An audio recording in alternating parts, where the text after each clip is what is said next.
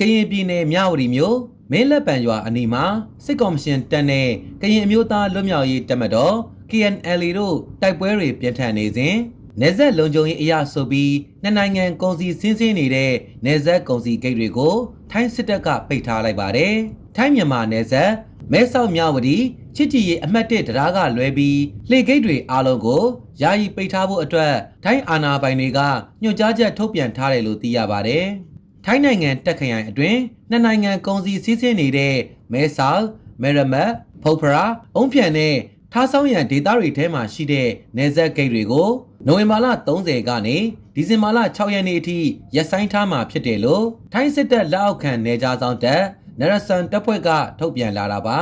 ပြီးခဲ့တဲ့နိုဝင်ဘာလ30ရက်နေ့ကနှစ်ဖက်တိုက်ပွဲအတွင်းလက်နက်ကြီး60မမကြီး9လုံးဟာထိုင်းနိုင်ငံတက်ခရိုင်မဲဆောက်မြို့နယ်မဟာဝန်ရက်ကွက်ဝေမီတင်းကျေးရွာတွေကိုကြားရောက်ပောက်ကွဲခဲ့ပါတယ်ဒါကြောင့်ထိုင်းစစ်တပ်ဘက်ကလည်း120မမ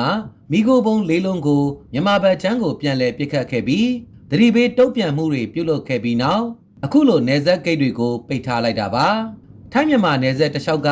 တရားဝင်ဖြတ်တန်းသွားလာတဲ့ဂိတ်တွေနဲ့တရားမဝင်ဝင်ရောက်တဲ့နေရာတွေကိုပါထိုင်းစစ်တပ်နယ်ခြားဆောင်အထူးတပ်ဖွဲ့ကပိတ်ဆို့ခဲ့တာဖြစ်ပြီးတိုက်ပွဲကြောင့်နှစ်နိုင်ငံပြည်သူလုံခြုံရေးစိတ်မချရတဲ့အတွက်အရက်သားပြည်သူဖြတ်တန်းသွားလာခွင့်တွေကိုပါပိတ်ပင်ထားတယ်လို့သိရပါတယ်။အခုဖြစ်ပွားနေတဲ့မဲလက်ပံရွာတိုက်ပွဲဟာပြီးခဲ့တဲ့နိုဝင်ဘာလ22ရက်နေ့က DKBA ကလုံခြုံရေးယူပေးထားတဲ့ကြားဖြန့်လုပ်ငန်းတွေကို KNU KNLA ပူးပေါင်းတပ်တွေက